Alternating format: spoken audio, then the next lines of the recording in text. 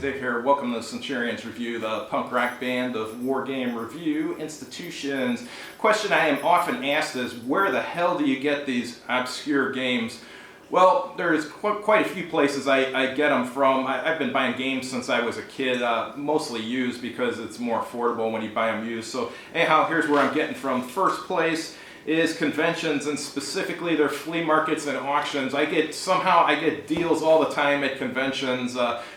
Just looking around, there's always someone selling used games for a good price, or sometimes I even get new ones for a good price. Like there's one convention dealer who was selling some Decision Games mini games. They're for like half off. So I mean, like the $10 ones I was buying for $5, and the $15 ones I was getting for $7.50. So I mean, that's a good deal. So it's always good to check out conventions, especially their auctions and flea markets. One thing that's really great about conventions when buying used stuff is you get to actually physically look at the game, open it up, count the pieces, and make sure everything's there, because we've all bought stuff online and paid like $15 shipping, and then it arrives and it's missing half the counters or something, and it's completely unplayable. So when you buy at a convention, that's not going to happen because you get to inventory it before you purchase it. So that's a really nice thing.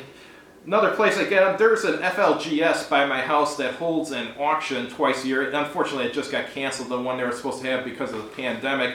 But what goes on at this is they sell miniatures, role-playing games, board games, war games, collectible card games, you name it. This is how it works.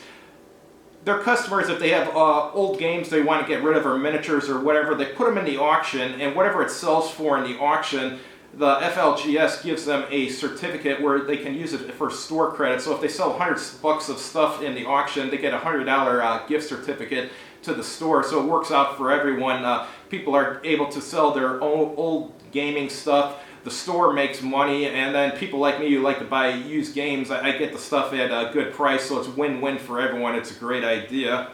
Another place is friends. All my friends know I love to buy games and miniatures and stuff, so when they get bored of them or so forth, I'm usually the first person that they ask if I want to buy it, and I buy in bulk and stuff sometimes too, so I've gotten a lot of stuff from friends. Another place, speaking of getting from people in person, is word of mouth.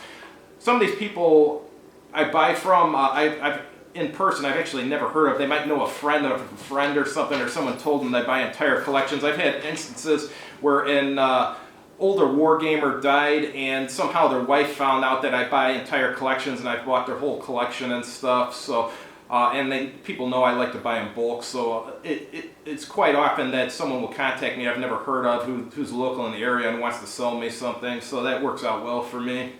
And then online I buy stuff, but rarely. And it's only if I can't get it somewhere else, or if I'm really impatient. The last thing I bought online was Starship Troopers, an unpunched version. I think I paid $50 plus $8 shipping.